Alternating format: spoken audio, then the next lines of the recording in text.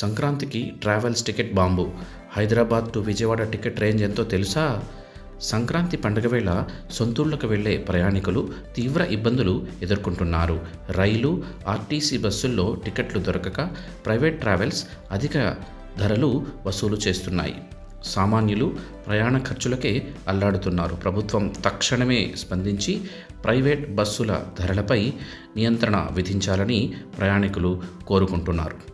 ముఖ్యంగా ఇక్కడ మనం హైదరాబాద్ నుంచి విజయవాడకు టికెట్ రేంజ్ ఎంతో చూస్తే ప్రభుత్వ రవాణా వ్యవస్థలు చేతులెత్తేయడంతో ప్రైవేట్ ట్రావెల్స్ యాజమాన్యాలు పంజా విసురుతున్నాయి. డిమాండ్ను బట్టి టికెట్ ధరలు 3 నుంచి 4 రెట్లు పెంచుతున్నారు. సాధారణ రోజుల్లో హైదరాబాద్ నుంచి విజయవాడకు 700 రూపాయలు ఉంటే టికెట్ ధర ప్రస్తుతం 2700 నుండి 4000 వరకు పలుకుతోంది.